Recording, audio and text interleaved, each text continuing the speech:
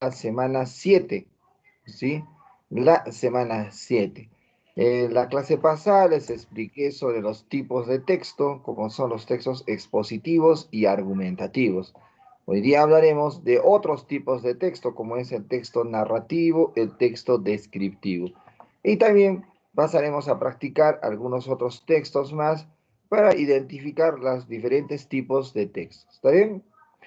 Muy bien, jovencitos. La clase también está siendo grabada. Vamos a empezar entonces la semana 7. Si alguien tuviese una pregunta, una duda, una inquietud, me dice por favor, lo escuchamos.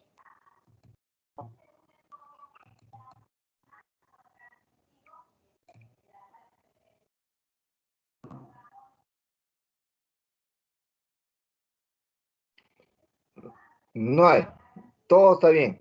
Todos tienen su guía, todos tienen, están normal. Los que recién están ingresando, porque estoy viendo que recién algunos están ingresando, si tienen alguna duda, alguna pregunta, por favor, díganlo.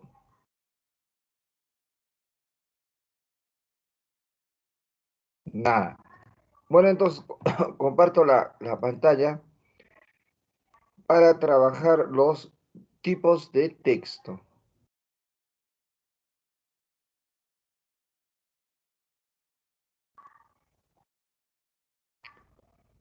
Listo, empezamos entonces. Estoy compartiendo la pantalla. Acá se está demorando esto.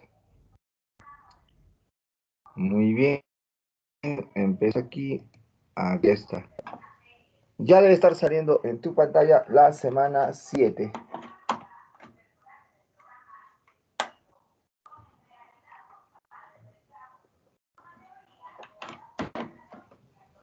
Sí, ahí está, semana 7, tipos de texto por su función. La clase anterior les expliqué sobre el texto expositivo y el texto argumentativo. Ahí está. Hoy día vamos a hablar de otros dos tipos de texto, como es el texto narrativo y el texto descriptivo. Ahí lo tienen, texto narrativo y texto descriptivo. Para ello voy a utilizar este Word que yo tengo para explicarles sobre el texto expositivo y el texto argumentativo. A ver, a ver.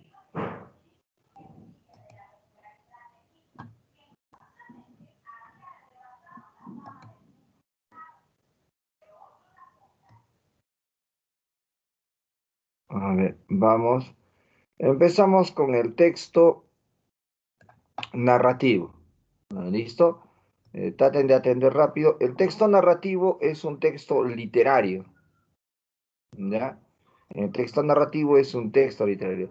Dentro de lo que es el texto literario tenemos el narrativo y el poético. O sea, el que está escrito en prosa y el que está escrito en verso. ¿Ya? El narrativo es el que está escrito en prosa. Ahora, ¿cómo yo reconozco que es un texto narrativo? O sea, ¿cómo voy a saber si realmente es un texto narrativo? El texto narrativo se diferencia de otros textos porque es aquel porque por definición relata hechos. Y lo vamos a poner, el texto narrativo, por definición, ¿qué es? El que relata hechos. Es netamente literario. Se le dice narrativo porque tiene un narrador, ¿ya? Entonces, hay un narrador. Hay un narrador. Por eso se le llama narrativo. Generalmente en un texto narrativo no es el que está hablando, no es el que está escribiendo. En algunos casos puede ser, habría que hacer un análisis, pero generalmente el texto narrativo es cuando hay el creador crea un narrador para que nos cuente la historia. Entonces, el texto narrativo relata hechos, es literario y hay un narrador. La característica fundamental de los textos narrativos son, número uno, utiliza un lenguaje connotativo. Yo también ya les expliqué anteriormente Se le dice lenguaje connotativo a aquel lenguaje que es metafórico, simbólico. ¿Sí? Acá lo voy a colocar en paréntesis, metafórico. ¿Listo? El texto narrativo, o como es literario, se caracteriza justamente por utilizar este lenguaje connotativo, metafórico, subjetivo, imaginado, fantaseado. Aparte de eso, como les he dicho, tiene tres características fundamentales. Uno es el personaje. Todo texto narrativo tiene personaje, acción,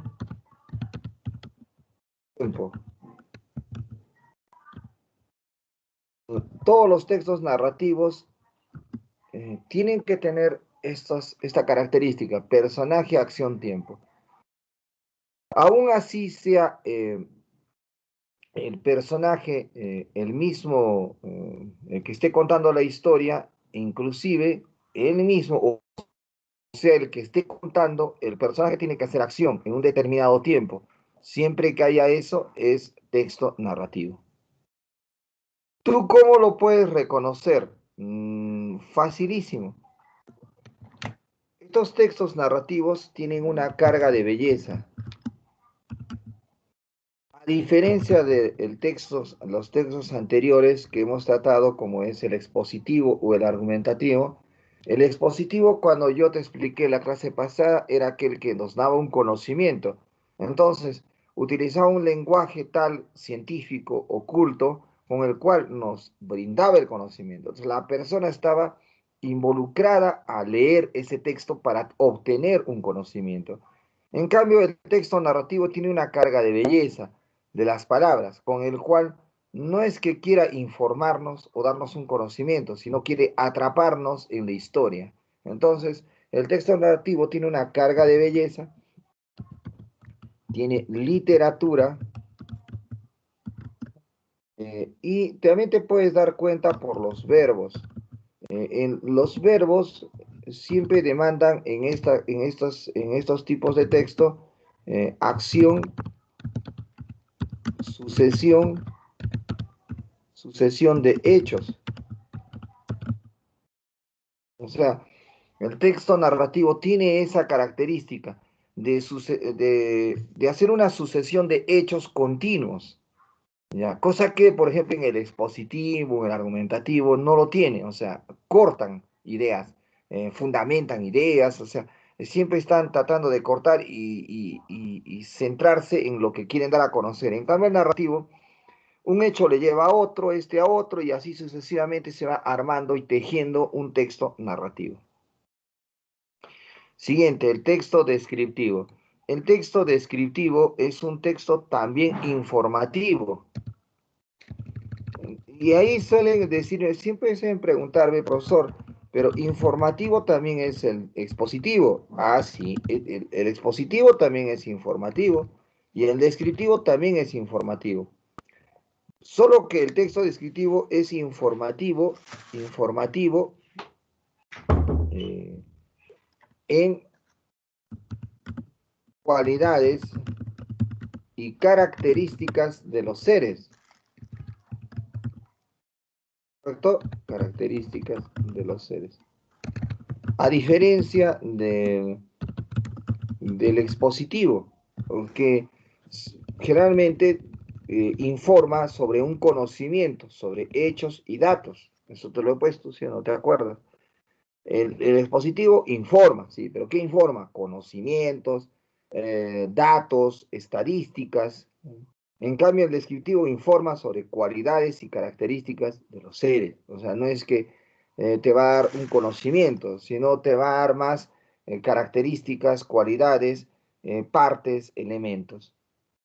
La característica fundamental de este tipo de texto, para que tú lo puedas reconocer, es que usa bastantes adjetivos.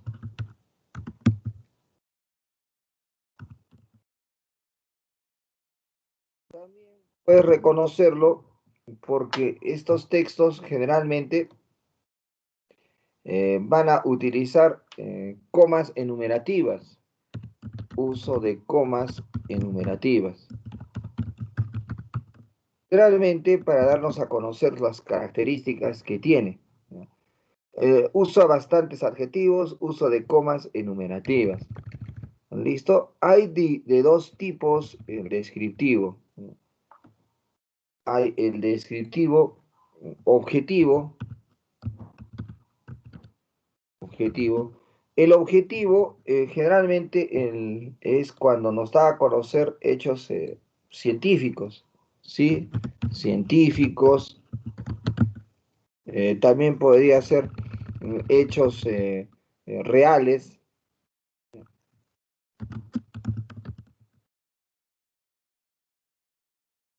Y también tenemos el subjetivo. En el caso del subjetivo es de hechos literarios o imaginarios.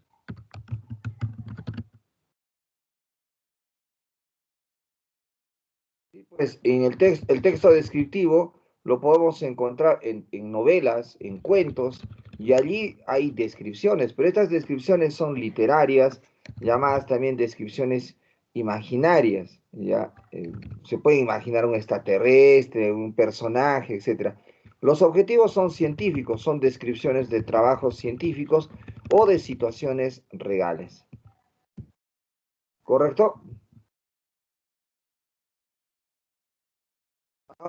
Tenemos diferentes tipos, formas de reconocer, hay diferentes tipos en la descripción. Hay la prosopografía, la prosopografía. La prosopografía son rasgos exteriores o físicos, vamos a ponerle mejor así, físicos. También tenemos la etopeya. Y la etopeya son rasgos psicológicos o mentales, o internos también le dicen. Estos son los más utilizados en descripciones, ¿no? La prosopografía, rasgos físicos; la etopeya, rasgos psicológicos o internos. Pero también tenemos el retrato. El retrato es un tipo de descripción que es interna y externa. O sea, es interna y externa. En otras palabras, es la mezcla de la prosopografía y la etopeya. Otro que también es bastante utilizado es la topografía. La topografía es la descripción de un lugar.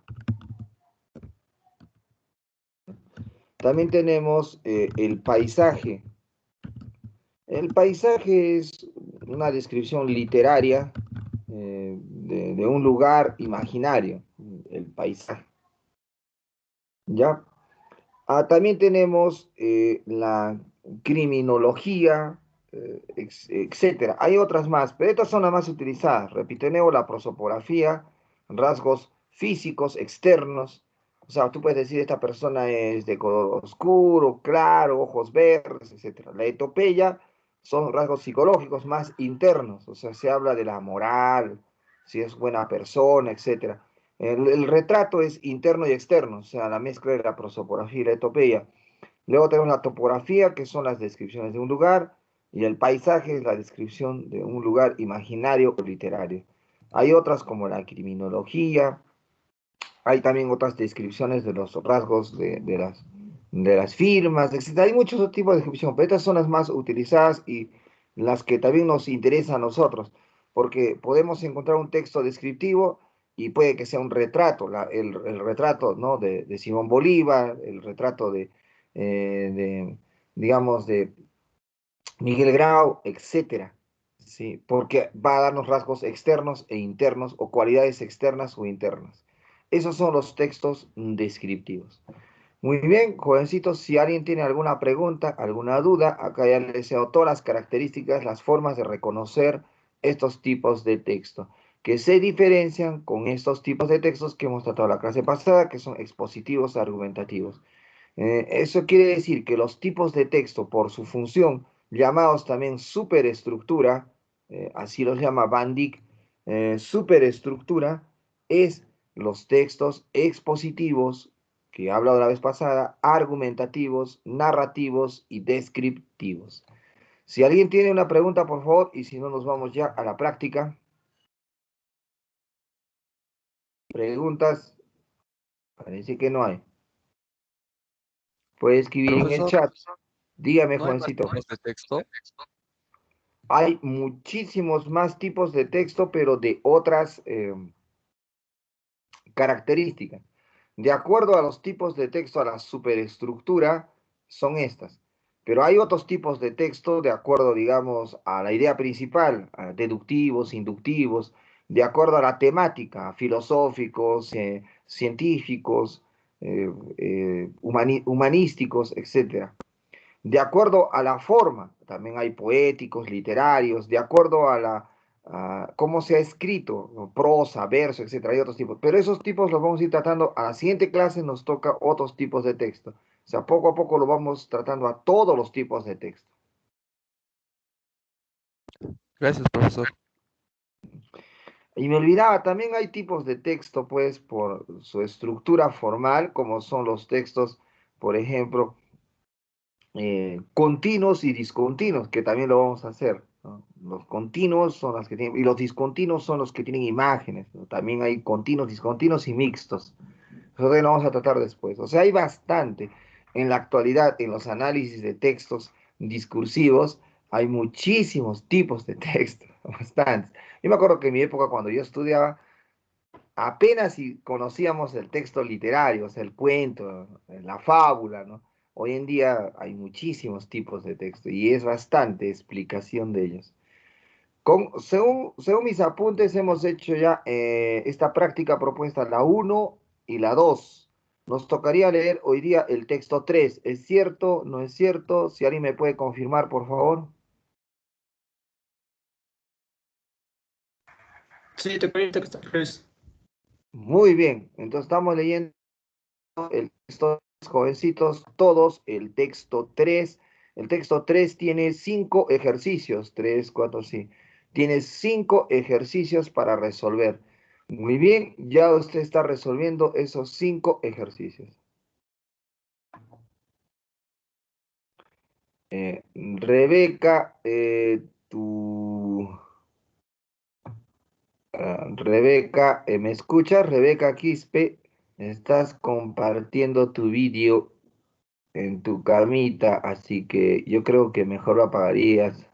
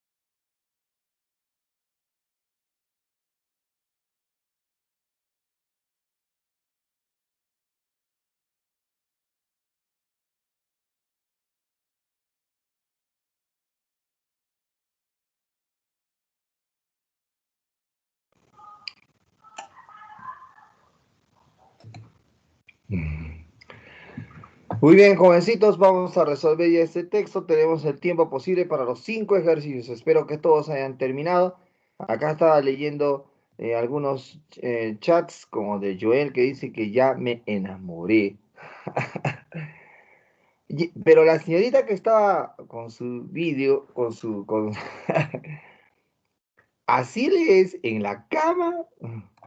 Denis me dice, ya profesor, ya listo, jovencito, ya es el tiempo. Voy a resolverlo y voy a utilizar mi pizarra, vamos a decirlo así, acá está. Y esto ya hemos hecho. Este texto también ya hemos hecho. El vocabulario. Y aquí está el que vamos a hacer ahora. A ver. Texto 3. Yo también ya lo estaba haciendo aquí. Jovencitos, este texto quiero que atiendan muy bien. Si se dan cuenta ustedes, jovencitos, este texto, la idea principal estaba en el medio. Es lo principal que tienes que hacer, ¿no? Porque si no lo encuentras la idea principal, muy difícilmente vas a llegar a la respuesta pues, correcta. Y todavía hay preguntas de extrapolación que no te va a salir justamente porque la idea principal estaba en el medio. ¿Y cuál era el tema? El tema era, a ver, acá está. El tema es el lenguaje. Este es el tema. Yo pregunto, ¿de qué está hablando el lenguaje?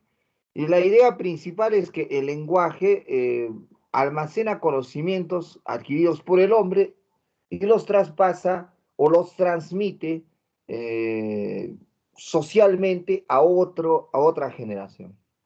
Es todo lo que ha dicho. O sea, yo lo estoy parafraseando, obviamente, es lo que dice acá.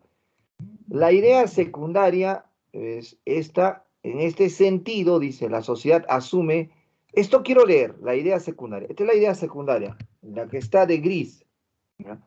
Eso quiero, voy a leerlo, porque aquí de repente alguien no la ha podido encontrar bien la idea. Mira, ¿por qué? Dice acá, en este sentido, dice, cuando dice en este sentido es lo que va a querer explicar lo que dijo en la idea principal. Pero acá aumenta algunas cosas. Por ejemplo, dice, la sociedad asume la función que ejerció la herencia en el plano de la inteligencia específica. Este deslizamiento de un plano a otro representa un acontecimiento capital en la historia del mundo. Procesos de orden intelectual sustituyen a funciones de adquisición y transmisión de tipo orgánico, tales como la herencia y el instinto. No sé qué tanto lo hayan entendido ahí,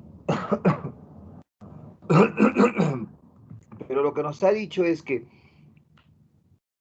la sociedad desarrolla inteligencia, o sea, es lo que ha dicho, ¿eh? Dice, la sociedad asume la función que ejerció la herencia en el plano de la inteligencia específica. Eso quiere decir que la sociedad promueve, insta a la inteligencia específica, lo que anteriormente lo ejerció la herencia.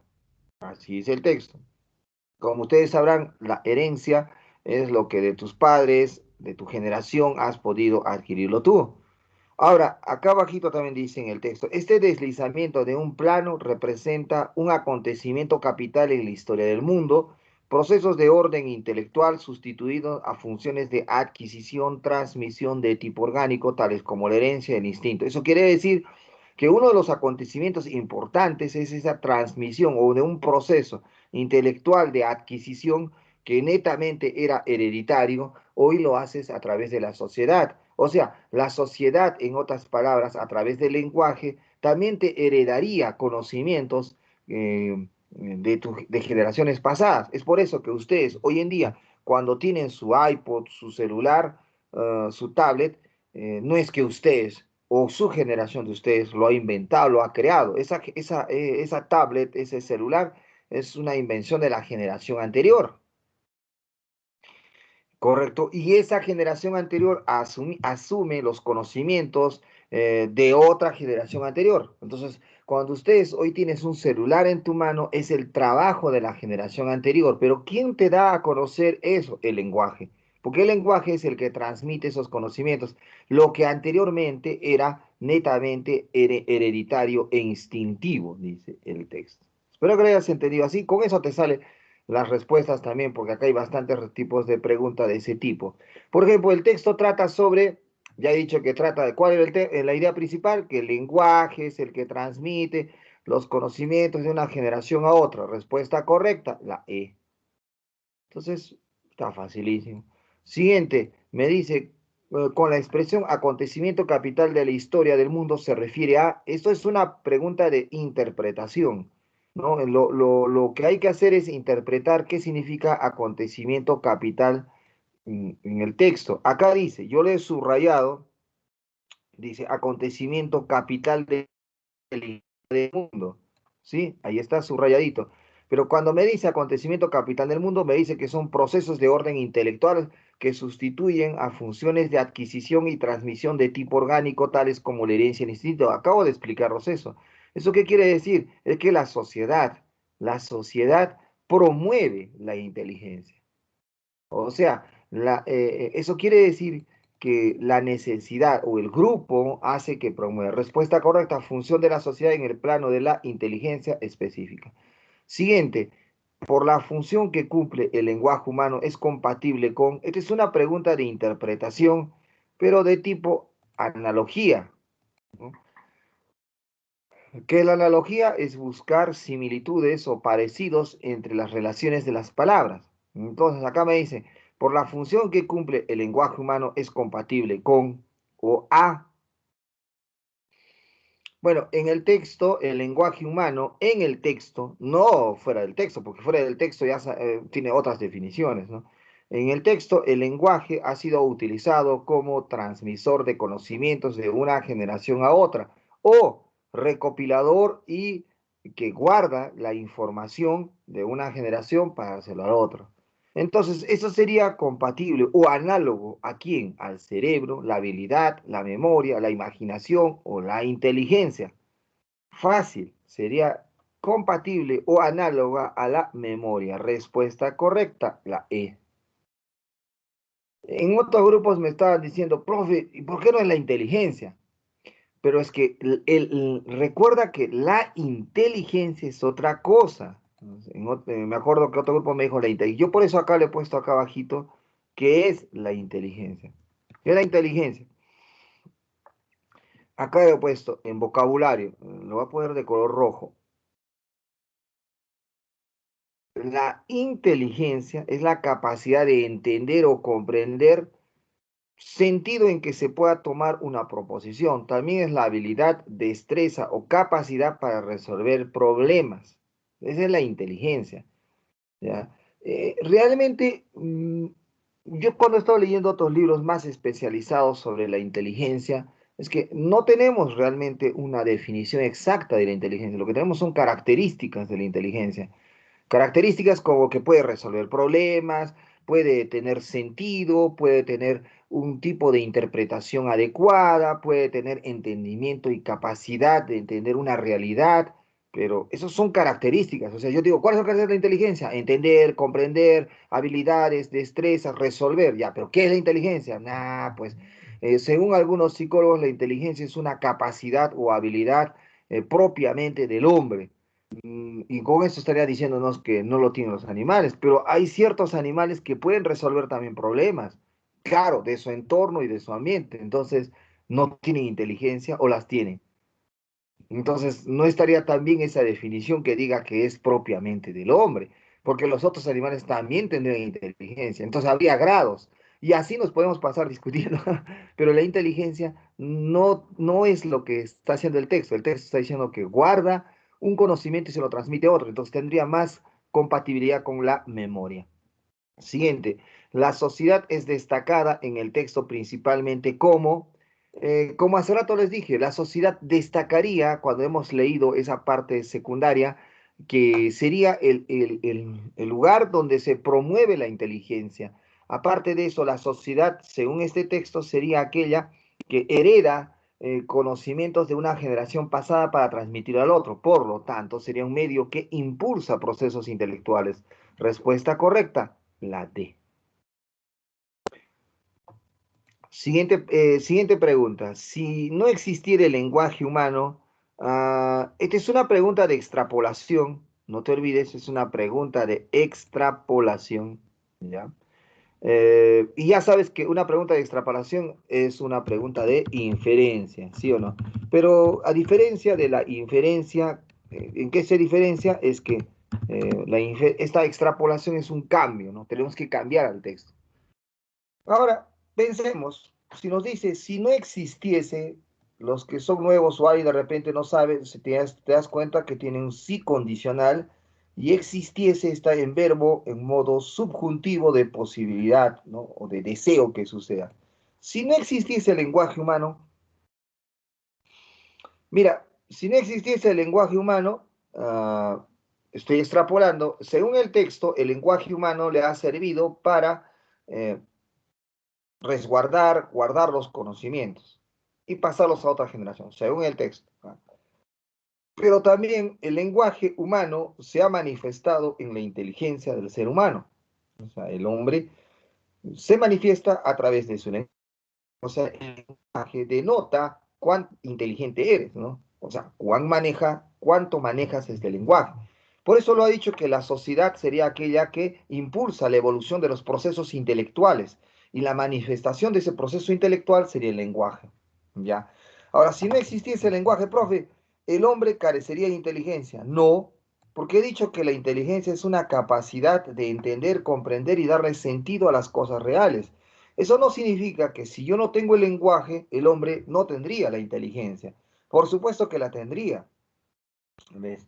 Vamos con la B. ¿Perdería el sentido de la vida? No, tampoco, pues. O sea, no tiene el lenguaje y el hombre perdería sentido de vivir, moriría, se mataría, se suicidaría. No, pues, no habría esta razón, no hay lógica en esta, porque esta saldría también del contexto del texto, se saldría.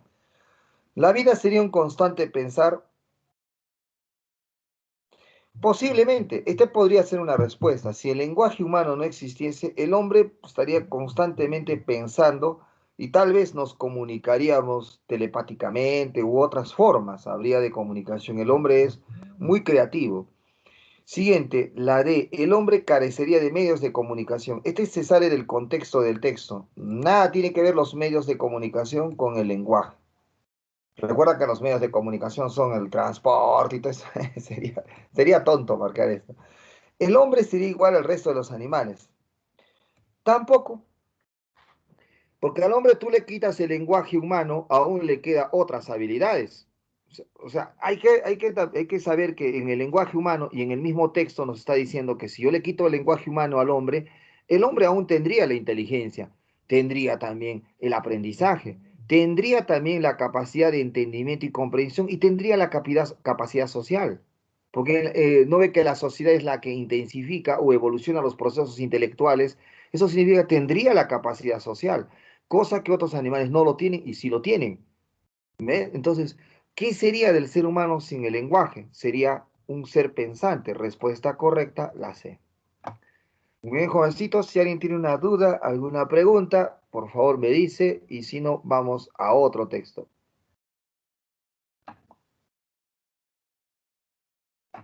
No hay preguntas, vamos con el texto 4. El 4 tiene 2, 3, 4, 5 ejercicios más. ¿Están leyendo ya?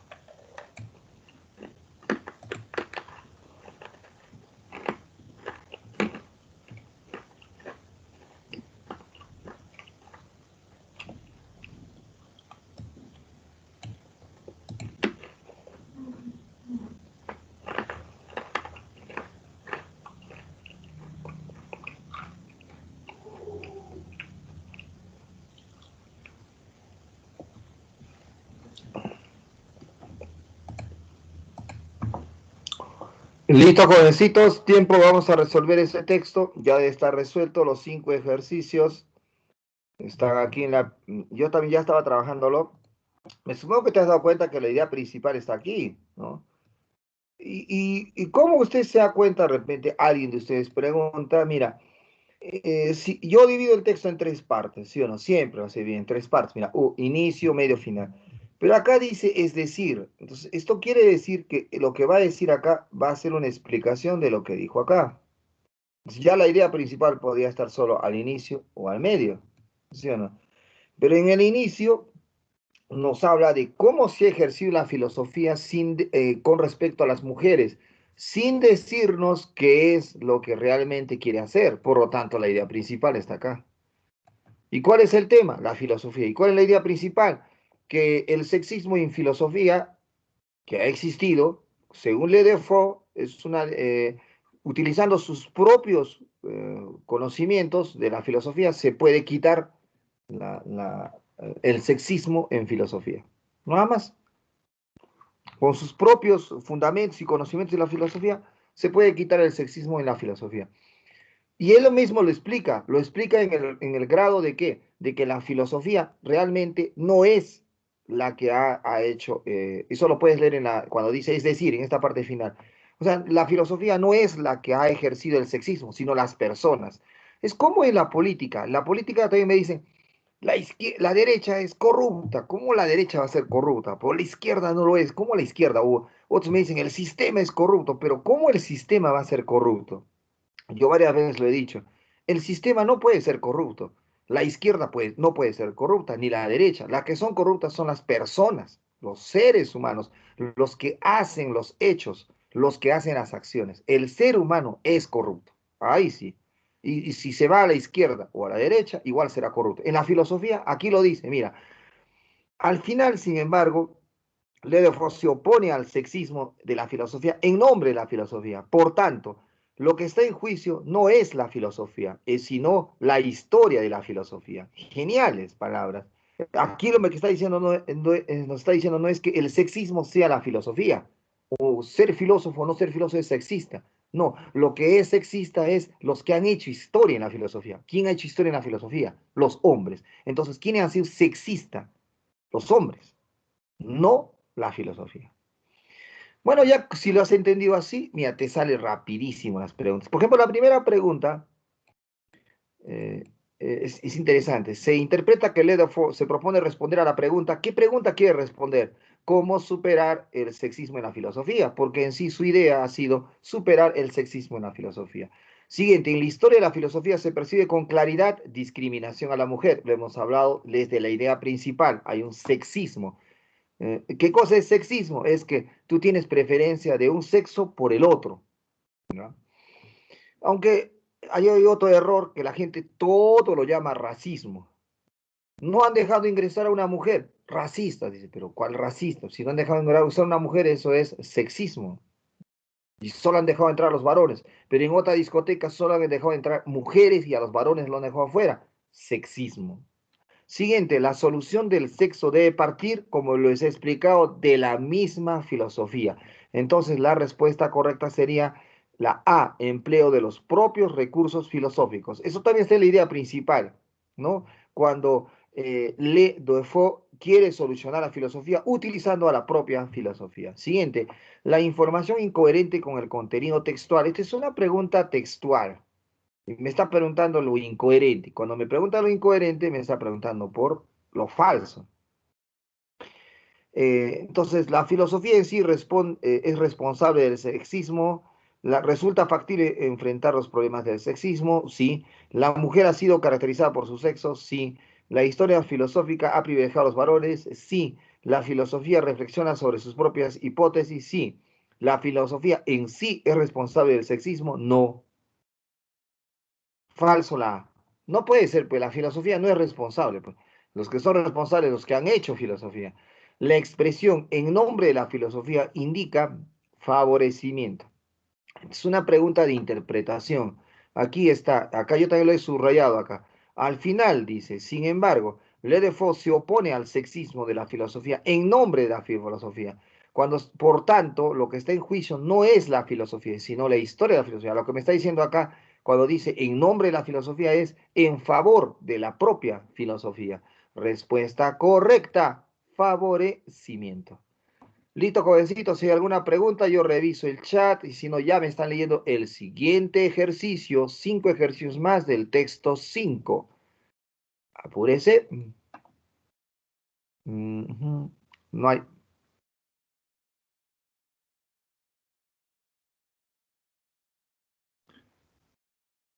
Siguiente texto, apúrense.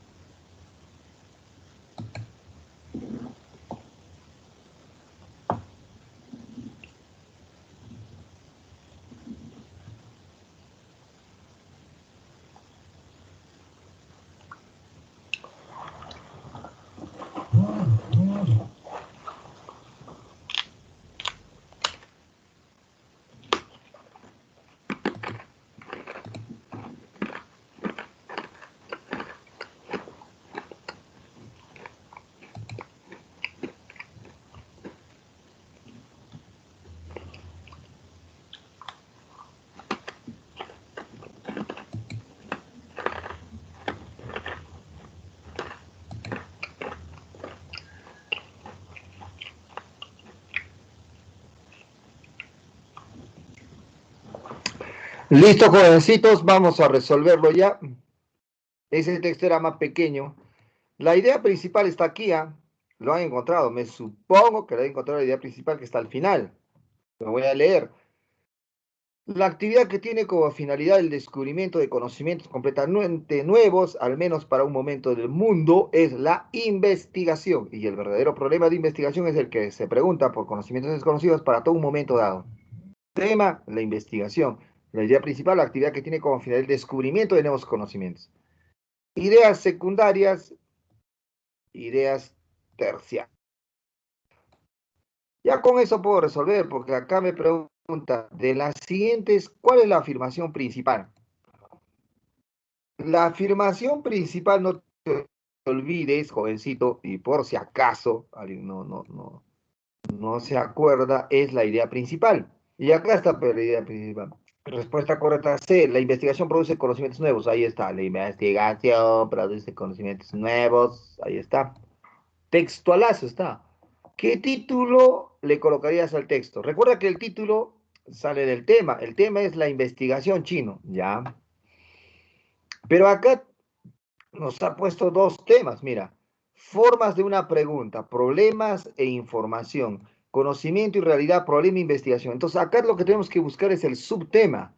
Entonces dice, la actividad que tiene como finalidad el descubrimiento de conocimientos completamente nuevos, al menos para un momento del mundo, es la investigación, ese es el tema. Y el verdadero problema de investigación es la pregunta por el conocimiento. Entonces, me está hablando de el problema y la investigación. ¿No es cierto? El problema es la pregunta, entonces la respuesta correcta sería la D, problema e investigación. Entonces, ¿cómo le he sacado este título? Del tema y la idea, siempre. O sea, si yo ubico la idea principal, ahí tiene que estar el título. Siguiente, el contexto en el cual se discurre el conjunto de afirmaciones es el contexto en el cual discurre. Entonces me está preguntando la palabra clave de todo el texto. Eso también sería el tema. Respuesta correcta, la investigación. Respuesta correcta, C de chino. Listo, jovencitos. Ahora sí, si tienen alguna pregunta, me dicen. Bueno, acá todos están impactados con el vídeo que nos ha pasado la señorita. Todos han puesto corazoncitos. Eh, eh, las corazoncitos. Todo va para Rebeca. Mira, todo lo que han puesto para Rebeca. Y que Rebeca estaba levantándose de la cama y nos ha pasado toda la imagen. Bueno, ya chicos, tranquilícense, tranquilicen sus hormonas y normal.